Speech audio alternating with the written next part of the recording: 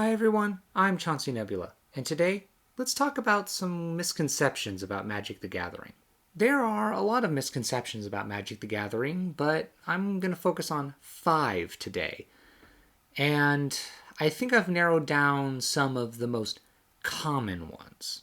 All of these misconceptions are about Magic the Gathering as a game, not as a community, since a lot of other people have made videos about the misconceptions of the Magic the Gathering community, and I don't really feel like it's necessary to touch upon those here. So without further ado, let's jump right in. With number 1, Magic the Gathering is expensive. Now, this is true if, and it's a big if. Magic the Gathering is expensive if you want to play high-tier competitive meta decks with the high-tier competitive meta cards. When a card is used to great effect in a deck, it generally becomes more expensive if that deck gets exposure. If it's very clearly doing well, a lot of people want to have that card, so the price goes up. And then there are a lot of cards that are really good, like a series of lands called fetch lands, that just haven't been reprinted a lot, so they go up in price because they're more uncommon. Well, actually, the rarity is rare, but you know what I mean.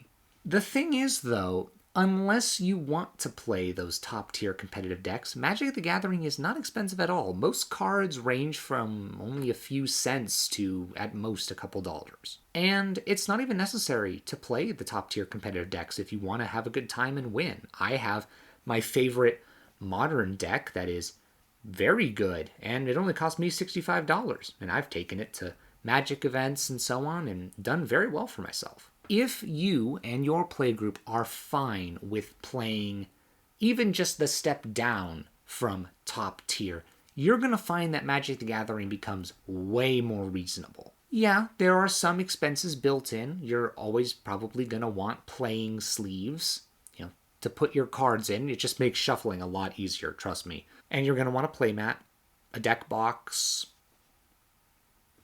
some dice maybe, and that's really it. I mean, I double sleeve my decks. I think that's becoming more and more common now, and I definitely recommend it. But in general, the cards for the deck are not going to be very expensive so long as you stay away from the top tier competitive stuff. 2. Magic the Gathering is hard to learn. This is another situation of if. It is hard to learn if you want to play an eternal format with a large selection of cards. If you want to play something like Modern, Legacy, Vintage, or Commander, you're going to need to know a lot about the game. Now, I don't necessarily mean this from a nitpicky rules perspective. I simply mean this as you're going to have a general idea of what a lot of different mechanics do. If you're playing Legacy and you don't know what Island Walk is, you're going to be in trouble.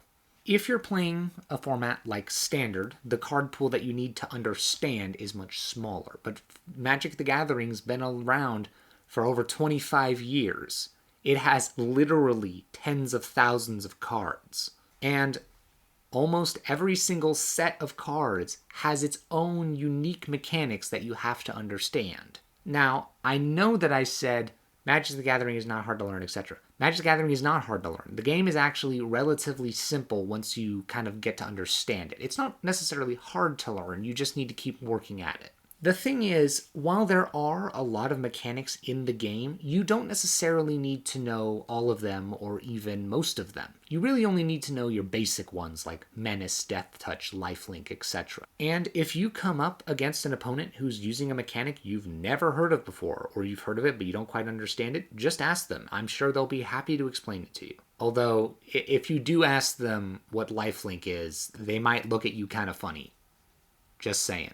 The only time that you're ever going to need to understand Magic the Gathering's rules as written very well is if you want to play competitively or you want to play a format like Commander. When you're playing competitively, you should know as much about the game as possible. That's just going to improve your chances to win. When you're playing Commander, because Commander is inherently a 4-player or higher experience, You're going to need to know more about the intricacies of the game because there's going to be a lot of situations that come up that are very unusual. If you're playing competitively or you're playing Commander, you're going to need to know the intricacies of the stack. You're going to need to understand priority. However, in my more casual games and in my games of Modern and so on, I've never had to refer to priority ever. Actually, that's not true. I did have to explain to someone that I was retaining priority once.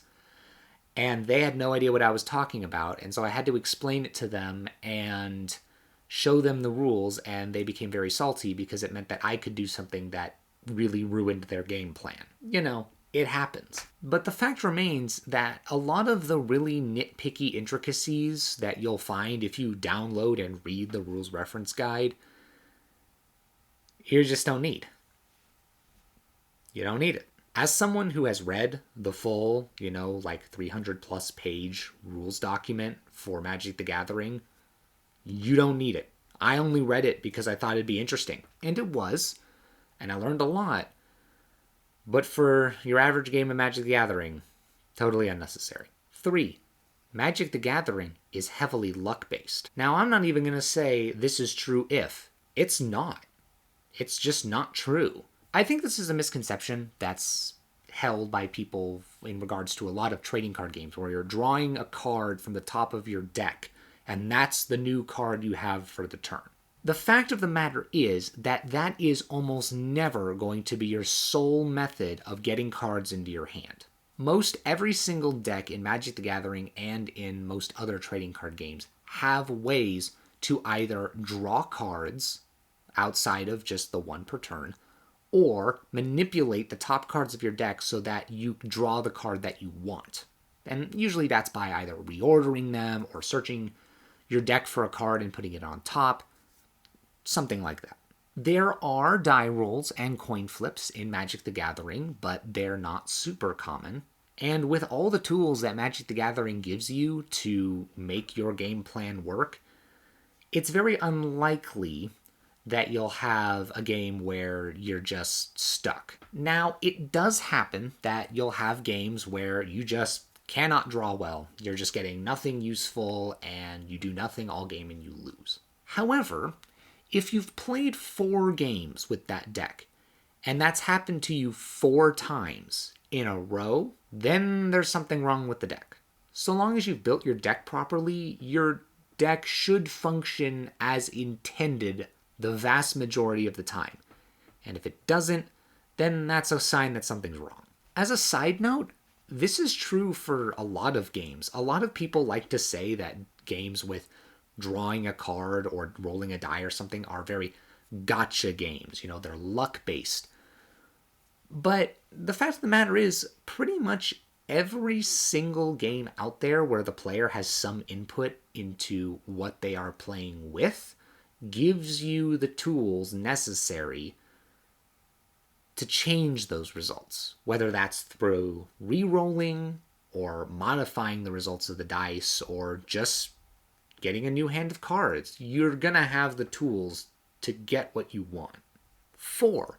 Building a deck is hard. This is not true if you just think about it a little bit. Essentially, the premise behind building a Magic the Gathering deck, and most decks for trading card games, is you're going to look at what is the maximum number of copies of this card I am allowed in the deck.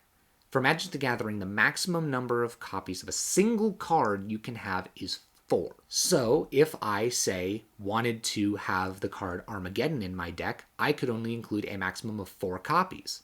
And those of you who play Magic the Gathering, and have done so for a while, will know that 4 copies of Armageddon in a deck is just outrageous.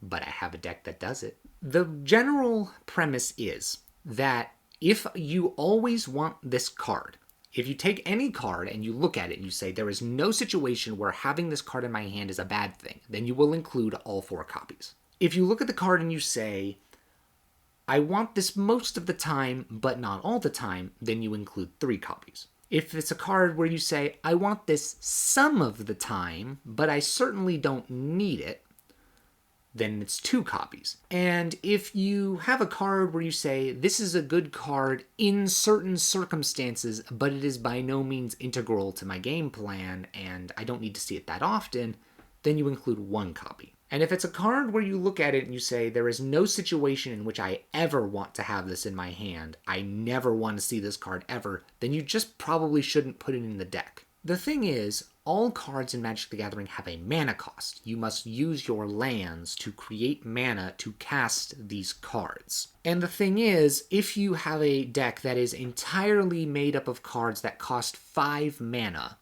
then that means that you cannot cast any of those cards until you reach your 5th turn, assuming you've played a land on each of your turns. The problem is that your opponent will likely have done many things on their turns up to turn 5. They'll have played at least 5 spells, most likely. They'll have played 5 cards, and you've played none. Therefore, including all 5-cost cards is not going to be helpful. But if you include some 1 cost, some 2 costs, some 3 costs, some 4 costs, some 5 cards, and you make kind of a bell curve of some description, it kind of depends on the deck, then you're going to have a much better time of it. Because the goal is that you can at least do something on each of your turns besides playing a land. So long as you adhere to this basic premise, you're good.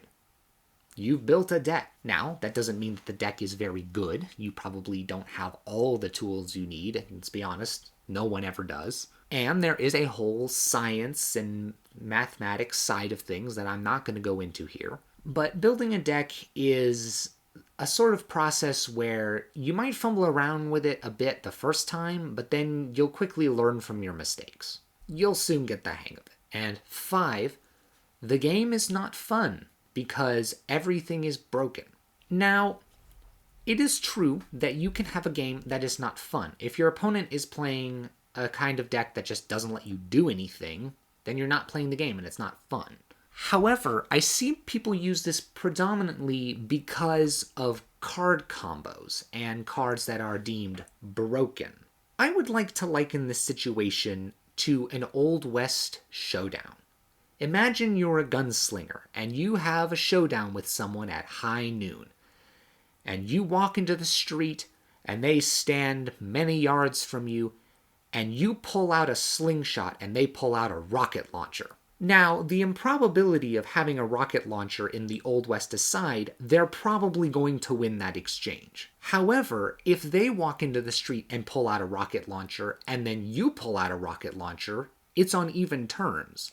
The fact that you've both pulled out a rocket launcher, which is severe overkill for the situation, doesn't matter, because you both have it. This is essentially what happens in Magic the Gathering. There are so many things that can be busted that essentially nothing becomes busted. Now, this is not strictly true. There are some things that are just markedly more powerful than others, and certain combos are infinite. They'll go on forever. And they'll allow someone to win the game on that turn, either because they actually win the game or because they effectively become unbeatable, because they either have infinite life and you can't kill infinite life, or they're doing infinite damage, or they've made infinite numbers of creatures that you just can't deal with. The thing is, every single deck has access to the tools it needs to handle your opponent's nonsense. And to be perfectly honest, every single deck will have access to some nonsense of its own. There are very few decks where someone will start the game and on their first turn win the game.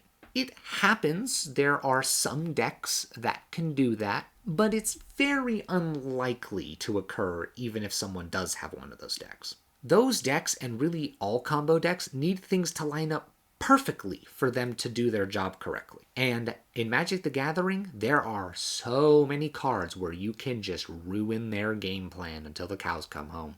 Imagine your opponent fires their rocket launcher and misses, and then you just shove your own rocket launcher down their throat and pull the trigger. That's essentially what I'm talking about here. Of course, in that situation, you'd probably blow yourself up as well, which I don't recommend much. Unless you play stacks in Magic the Gathering. If you play stacks, then maybe I won't caution you against that. No, no, I'm kidding, I'm kidding. Everyone's nice, really, on the inside, aren't they? Now, in recent years in Magic the Gathering, there have been some questionable decisions made with the power levels of cards. There was a full mechanic that had to be errata day one because it was just too powerful. And then there are some cards that are unbelievably powerful, and those cards will often become banned at one point or another. But also, if you pull out one of these cards at your casual group of Magic the Gathering players, everyone's going to look at you and say, ah, you're one of those, aren't you? And that's really it. 5 misconceptions and why they're really not true. It's pretty brief, but these don't require huge explanation. If you can think of any other misconceptions of Magic the Gathering that you think are common, please put them down in the comments below. I'd like to hear them. And while you're at it, go ahead, like, subscribe, hit the bell icon, all that stuff. You've heard it a million times before, but you should do it anyway. Anyway, guys, thanks for watching, and I'll see you guys next time.